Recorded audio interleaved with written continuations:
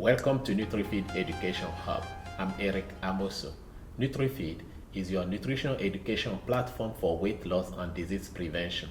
Today, we are focusing on coronavirus, a pandemic that is affecting all of us. I'm joined with Dr. Sabiu Said, a senior lecturer in the Department of Biotechnology and Food Technology at the Durban University of Technology. Dr. Said is a biochemist with special interest in enteric viruses. We are here to increase awareness to prevent or slow down the spread of COVID-19. Good morning, Dr. Said. Good morning. What exactly is coronavirus? People may want to know. Thank you very much. I think before we start with coronavirus, it's understandable to lay the foundation of what viruses are for people to be in the loop of the discussion. Because if you look out there, a lot of people are just saying corona, corona. They don't really know. Remove corona from it, you have virus. What are these viruses? Generally, viruses are obligate organisms. They are usually parasitic in nature, and they are made up of nucleic acid. The essence of the nucleic acid is for them to reproduce. That is where we begin to understand what they can do. But before they can reproduce and cause infection, they must be aided. Who are the people that will aid them? A suitable host. The suitable host could be plants, could be animal, and could be humans. As the case may be, if all viruses are unable to get a suitable target or host, they die natural death. And that is why it is important for us to know that for viruses to really wreak their havoc, there must be some agents to make them elicit such infectivity. And those are some of the agents I have listed. Now, in the case of coronavirus, just as I said, all viruses are made up of nucleic acid. What do I mean by this? It could either be RNA or DNA. And for the case of coronavirus specifically, it is a single-stranded RNA virus. What do I mean by that? The nucleic acid that everybody knows, we say DNA, is deoxyribonucleic acid, is usually double-stranded in human. But for the viruses, it is single-stranded. And in addition to that, it is an envelope virus. What does that mean? That means on its outer coat, it is well protected on its capsid, protecting the nucleus or the genome that we have in the genome that is resident within the cytoplasm and the nucleus of the virus. So what is this telling us? In addition to all these apparatus in the coronavirus, it has spikes or projections on the envelope. So that is just trying to give us an understanding of what coronavirus is. It is also pertinent for us to know that it is not something that is new, particularly when we talk about coronavirus. There have been elucidation of a number of viruses in the same class as coronavirus.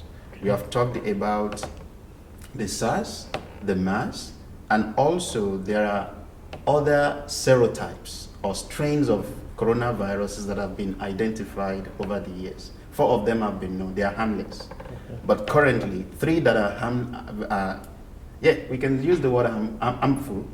You talk about the MERS, the Middle East Respiratory Syndrome virus. You talk about the severe acute respiratory syndrome virus, that is SARS. Then this also belongs to that class, the Corona-19 that we're talking about, which is also in the same class as SARS. But the basic difference between that is in the structure. Particularly for the SARS one, which is the one that has been known before prior to this time, they have been able to elucidate the amino acid at the receptor of the typical or susceptible host. But for these, work is ongoing in order to come up with what this virus is and how to mitigate the effect going forward. Thank you for the scientific explanation. What I would like to know, especially for our audience out there, what is a coronavirus? All microorganisms, yes, just like the coronavirus, they are microscopic. We cannot see them. And what that means is you have to be aware of the fact that not being able to see them, you must believe that they exist. Okay. And for you to see the effect of what they can do, they must have a suitable host. Just as I said, it is when they get into the suitable host that they begin to multiply. That is the word we can use for a layman. Okay. They begin to multiply, and their multiplication will get to a point that the body or the host will not be able to contain it again, and they begin to unleash their infectivity, as it were. So we can call it a germ.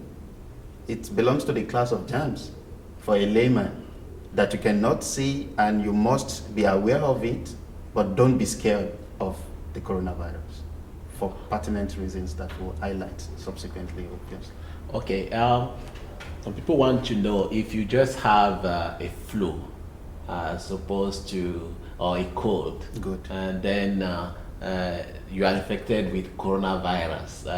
Of course, we have the signs that we should look out for. It is important. So we don't confuse the two, especially Yes. in our family when someone is suffering from cold or flu, and we shouldn't conclude that this is COVID-19. Just as it's been happening in most cases. Okay. When you cough repeatedly, like 2-3 times, you see a lot of people leaving the scene. Absolutely. They just say, hey, coronavirus. And I think before we proceed, it is also important for me to make clarification on the fact that the virus is the agent, is the organism that causes it. The infection is what comes out of it. Okay. So we have the organism, which is the SARS-CoV, the SARS-CoV-2. That is severe acute respiratory syndrome virus, CoV-2. That is what we call it. Now, the disease it causes is COVID-19. That is the name of the disease. So we should actually clarify that. Now, how do we distinguish this from the common flu? They have overlapping symptoms and signs, as it were. You talk about dry cough. You talk about one basic thing that we can quickly bring out to distinguish or set that aside from the common cold. In common cold, there could be runny nose and stuffiness of the nose. In coronavirus, is not always the case. In the case, when we also look at shortness of the breath, that accomplishes corona infection, but in the case of flu, it's not the case. Again, if I want to go a bit scientific about it, the incubation period for COVID-19 is about 2 weeks, whereas for the flu is just 7 days. What does that mean by incubation period? It means before it begins to be infective or pathogenic, it's going to be like 14 days. So an individual might be a carrier or already having it and not showing the symptoms until about up post 2 weeks before the individual begin to show it. Unlike that of flu, that could be sudden, and within 1 week the individual is saying it.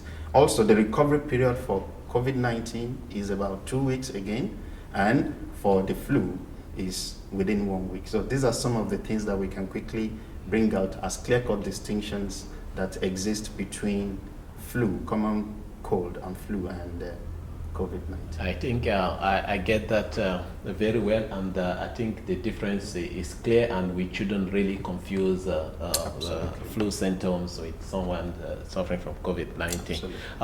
We have been advised basic hygiene procedures such as regular hands washing and also social distancing. But some people seem to undermine those measures or protective measures that are put in place. What will you say to those who seem to ignore those measures?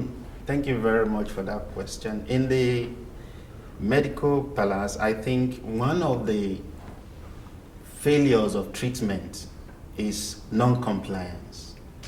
You have been prescribed to take a medication for, say, TDS 3 times a day, 8 hourly or 6 hourly, as the case may be. How many people will be able to take it at such exact time? So there might be non-compliance. So we can borrow that and also say, as good as the preventive or preventative measures that have been put in place are laudable and plausible, a lot of people might just be lackadaisical about it, not complying, believing that I don't think I have it and I don't think I will ever have it. But the good thing is that we must take home from here, whether we are of the opinion that we can never be affected, or even if affected, we can easily recover. We must adhere strictly, that is the point we are taking home from here, to all the preventive measures. If not for our sake, for the sake of those that we are cohabiting with. Because peradventure, if we are infected, we'll be a potential transmitting agent to those that probably we are cohabiting with. So upholding those palliative measures and putting them complying strictly, I think it's very good for us to win the war against the pandemic. So we have to advise people to comply. Yes. And you can see virtually all notable organizations, start from CDC, WHO, everybody, both nationally, regionally, and internationally, they have been preaching this, upholding the palliative measures, and that is the best way to go as we speak. Thank you, Dr. Said. We've been told to wash our hands regularly, but you will see that in some instances you wash your hand and then suddenly you have something that you have to touch, or the door of the door, or your phones. And I just want you to comment on the viability of this virus, because it has been a major concern. The bottom line still goes back to the very first thing I said, in the sense that it's an obligate organism. Okay. Once it's not having a suitable host, it remains non-viable. But immediately you try to take it from where it's resting peacefully, let me use that word, then you try to let it have its way to its target, which is the lungs in this case, then it begins to multiply and cause the infectivity within the incubation period that we talked about. So its ability to remain for a long time, just recently there was a paper that was published, I think about 2 or 3 days ago, that was able to come up with facts and figures that within as little as 3 hours and up to days, like 3-4 days, this virus, in comparison with the earlier known strains, could remain viable over time. So what is that telling us? And that is why we are saying that taking advantage of the whether it is the aerosols, whether it is other solid surfaces, they should always be kept clean at all times by some of the things that we have, be it the sanitizers that are basically alcohol based, and that could help in mitigating some of the way this organism can be transmitted, as it were. But it's been proven that ranging from hours, particularly from 3 hours to up to like 4-5 days, they remain viable. And that is why you have to be careful when you touch some surfaces, particularly if those surfaces or areas have been infected. And that could help us as to the case of what social distancing is all about, as people are carriers of, or they could help in transmitting this infection. So one way to do that is to keep our surfaces clean, if I understand, all the Absolutely. time. How often? Yes, it depends on the nature of the material, because just like the paper I was talking about, they try to look at it on steel, on plastic, on copper surfaces, and cardboard. Okay. And they saw disparities, variations in the result of this. So depending on the nature of material, but not to complicate matters, it might be difficult for a layman to say, if we are having it on plastic, it will be there for 3 days. No, if it is on steel, it will be there for 4 hours. I think the most important thing to take home from here is, as much as possible, let's maintain hygiene on every contact that we are having. As you will see, universities have suspended lectures, some universities have closed, the students are home. Now, what advice do you have for students at this moment in time? Yeah, the best advice is the rules and regulations and policies already put in place by the university. I can use DUT, for example. And we can also use our department as a typical thing. We are encouraging online engagement with the students, so that in as much as they are keeping to the palliative measures, trying to keep safe at all time, you must also try to get engaged in the modules that you are taking, so that you don't just see it as a free period, that okay, until everything settles, which nobody knows when it could probably be called off, or this will be over. But we are hoping and praying that if all things being equal and all the measures are strictly followed to the letter, in no distant time we should have success stories to tell, and people will be happy at the end of the day. So students must keep tabs with their lecturers, which are always available to them. I think we are encouraging online engagement. There are different platforms through which they can engage with their lecturers. And as much as possible, the lecturers and other staff should also try as much as possible to keep safe, obey the golden rules of palliative measures, and try to be on top of your game by helping the student as at one day. Thank you, Dr. Sai. Thank you so much. We appreciate your time. Unfortunately, I can't shake your hand this time because of the absolutely it's executive understandable measures. So thank you for your time. I hope that our audience have learned something from this, and hopefully we'll be able to keep COVID-19 under control.